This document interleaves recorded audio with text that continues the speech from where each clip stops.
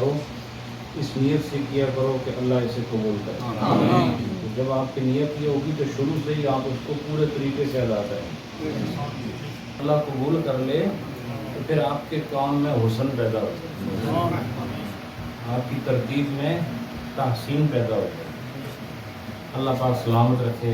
हमारा एक तरीका है कि हर मजलिस के आखिर पर थोड़ा सा जिक्र कर लेते हैं और अपने महबूब रब को राज़ी करने की कोशिश करते हैं।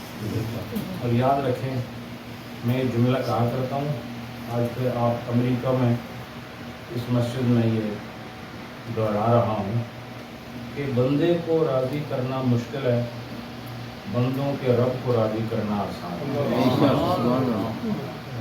क्योंकि बंदे के अंदर नफ्स होता है, बंदा जो है वो मुख्तलिफ़ किस्म की बीमारियों का शिकार होता है, अखलाकी बीमारियों, जिसकी वजह से माफ़ी देने के काबिल नहीं रहता, राज़ी नहीं होता। लेकिन अल्लाह हर ऐब से पाक है, अल्लाह हर नक्स से पाक है, वो नफ्स और इसकी शरारतों से पाक है। अल्लाह खालिक है, मालिक है, तमाम खूबसूरत खूबियों का मालिक। उसको राज़ी करना बहुत आसान है, लेकिन जो मुश्किल है उसमें पड़े हुए हैं, जो आसान है उसको हमने छोड़ा हुआ है।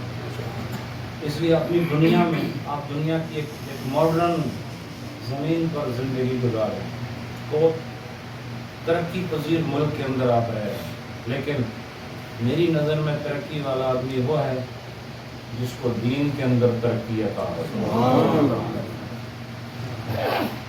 थोड़ी देर जिक्र करेंगे, उसके बाद मैंने रुखसत होना है, सफ़र लंबा है, तो बाई रोड जा रहे हैं कनाडा।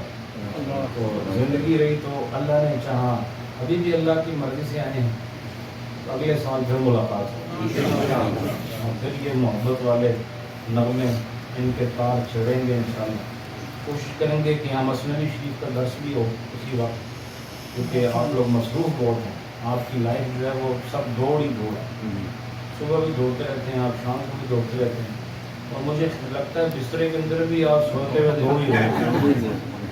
इतनी भी दौड़ अच्छी नहीं होती, थोड़ा सा अपने आप को सुकून देने के लिए भी वक्त निकाला। दौलत हर चीज़ नहीं होती, सबसे बड़ी दौलत तुम्हारे दिलों का सुकून है।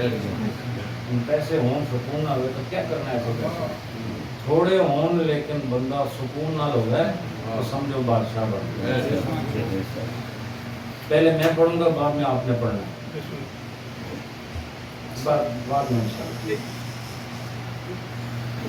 ला इलाहा इल्लल्लाह, ला इलाहा इल्लल्लाह।